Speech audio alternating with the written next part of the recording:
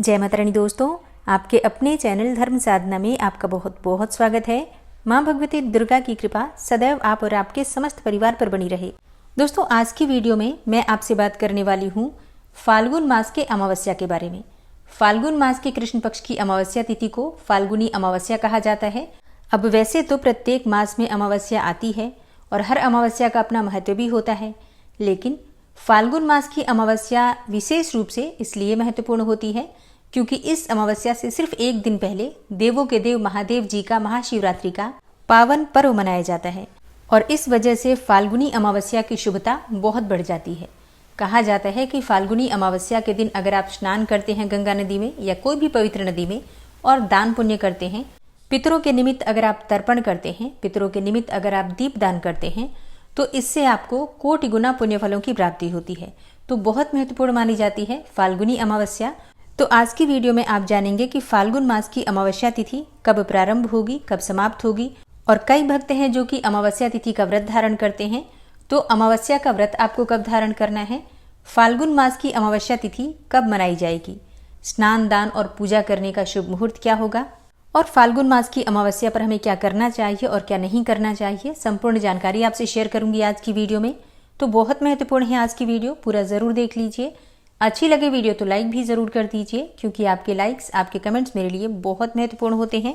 यही एकमात्र जरिया है जिनसे मुझे पता चलता है कि आपको ये वीडियो अच्छी लगती है और आपके लिए ये वीडियो उपयोगी है। तो अगर वीडियो अच्छी लगे तो लाइक तो जरूर ही किया कीजिए। तो सबसे पहले जानते हैं कि अमावस्या तिथि कब प्रारंभ हो रही है, कब समाप्त हो रही है और फाल्गुन मास की अमावस्या किस दिन है। तो देखिए, फाल्गुन मास की कृष्ण पक्ष की अमावस्या तिथि प्रारंभ होगी 27 फरवरी को प्रातःकाल 8:54 पर और अमावस्या तिथि का समापन हो रहा है 28 फरवरी को प्रातःकाल 6:14 पर। ऐसे में फाल्गुन मास की अमावस्या तिथि 27 फरवरी 2025 को मनाई जाएगी और दिन होगा गुरुवार का।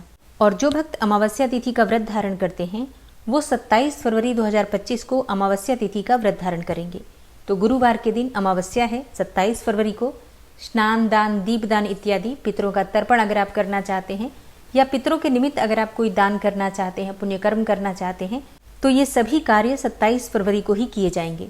27 फरवरी को अमावस्या के दिन सूर्योदय काल का समय आपको प्राप्त हो रहा है सुबह 6:39 पर और सूर्यास्त का समय होगा शाम को 6:09 पर।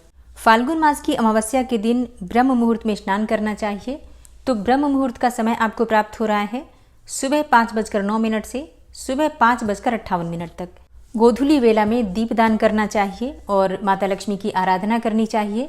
तो गोधूली वेला का समय आपको प्राप्त हो रहा है शाम को 6:07 से शाम को 6:42 तक।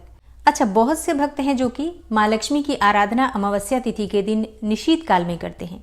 ऐसा करने से हमेशा माँ लक्ष्मी आपके घर में स्थायी रूप से वास करती हैं। मतलब प्रत्येक अमावस्या पर अगर आप निशीत काल में माता लक्ष्मी का आवाहन करके उनकी पूजा आराधना करें तो इसका फल आपको उतना ही प्राप्त होता है, लगभग उतना ही प्राप्त होता है जितना कि दीपावली की अमावस्या में अर्धरात्रि की पूजा का फल आपको प्राप्त होता है। इसलिए अगर आपको माँ लक्ष्मी की कामना है, मतलब अपार लक्ष्मी की कामना है और चाहते हैं कि पीढ़ी दर पीढ़ी माता लक्ष्मी आपके घर में वास करें, तो निशीत काल में, अमावस्या तिथि के निशीत काल में माता लक्ष्मी की आराधना करें। तो अमावस्या के दिन निशीत काल का जो शुभ मुहूर्त आपको प्राप्त हो रहा है रात्रि में 12:08 से देर रात्रि 12:58 तक। तो ये 28 फरवरी माना जाएगा, मतलब 12 बजे के बाद 28 फरवरी आप मान सकते हैं। ये अर्धरात्रि की पूजा है, विशेष पूजा है, आप चाहें तो इसे कर सकते हैं। विधि विधान से माता लक्ष्मी की आराधना इस समय में करने से किसी भी प्रकार की दरिद्रता से छुटकारा मिल जाता है। अभिजीत मुहूर्त का समय आपको प्राप्त हो रहा है दोपहर में 12:11 से दोपहर में 12:57 तक। अब अमावस्या तिथि पर स्नान और दान करने का सबसे शुभ मुहूर्त क्या है, तो देखिए, वैसे तो स्नान दान आप पूरे दिन में कभी भी कर सकते हैं। अमावस्या तिथि पर स्नान दान आप कभी भी कर सकते हैं, लेकिन दो शुभ मुहूर्त अत्यंत श्रेष्ठ है। एक तो जो ब्रह्म मुहूर्त आपको प्राप्त हो रहा है सुबह 5:09 से 5:58 तक, इस समय में आप स्नान कर सकते हैं, दान कर सकते हैं। और दूसरा जो शुभ मुहूर्त है दोपहर में 12:11 से 12:57 तक, इस समय में आप स्नान दान इत्यादि सभी शुभ कार्य कर सकते हैं। अब बात करें एक ऐसे समय की जिस समय में आपको कोई भी शुभ कार्य नहीं करना है, दान नहीं करना है या फिर कोई विशेष पूजा प्रारंभ नहीं करना है, और वो समय है राहु काल का। राहु काल 27 फरवरी को दोपहर में 2:05 से दोपहर में 3:32 तक रहेगा। राहु काल में कोई भी शुभ कार्य प्रारंभ नहीं करना चाहिए। अगर आप पहले से कर रहे हैं तो बिल्कुल कर सकते हैं। अब बात करें पितरों के तर्पण के बारे में। अगर आप पितरों के निमित्त तर्पण करना चाहते हैं तो इसके लिए दोपहर का समय श्रेष्ठ माना जाता है। तो 27 फरवरी को दोपहर में आप अपने पितरों के निमित्त स्नान, दान, तर्पण इत्यादि सभी कार्य कर सकते हैं। फाल्गुन मास की अमावस्या के दिन प्रातःकाल जल्दी उठना चाहिए। उठकर वैसे तो पवित्र नदी में स्नान किया जाता है, लेकिन अगर आप स्नान करने नदी में नहीं जा पाते हैं तो अपने घर में भी गंगा जल मिश्रित जल से स्नान कर लीजिए। फिर भगवान सूर्यदेव को जल दीजिए और अपने घर के मंदिर में विधि विधान से सभी देवी देवताओं की आराधना कीजिए। अमावस्या तिथि पर भगवान श्री हरि विष्णु और भगवान भोलेनाथ की आराधना की जाती है। अमावस्या पर पीपल की पूजा जरूर करनी चाहिए। पीपल के पेड़ की परिक्रमा कीजिए, पूजा कीजिए। दूध और जल मिलाकर पीपल की जड़ में अर्पित कीजिए और पीपल की विधि विधान से पूजा करने से श्री हरि विष्णु और माता लक्ष्मी का स्थिर वास आपके घर में हो जाता है। पीपल के वृक्ष के नीचे आपको शाम के समय दीप दान भी जरूर करना है।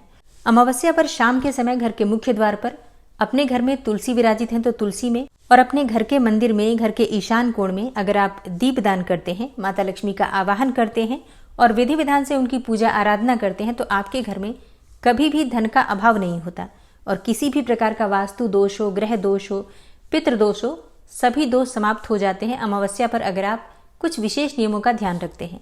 तो आने वाली वीडियो में आप जानेंगे कि अमावस्या तिथि पर आपको कौन से नियम का पालन करना ही चाहिए जिससे आपके देवता और पितर दोनों ही संतुष्ट हो जाते हैं और किसी भी प्रकार की परेशानी आपके जीवन में हो तो समाप्त हो जाती है। इसमें कहीं कोई संशय नहीं है। तो इसके लिए आने वाली वीडियो जरूर देखिए। उम्मीद करती हूँ ये वीडियो आपके लिए उपयोगी होगी।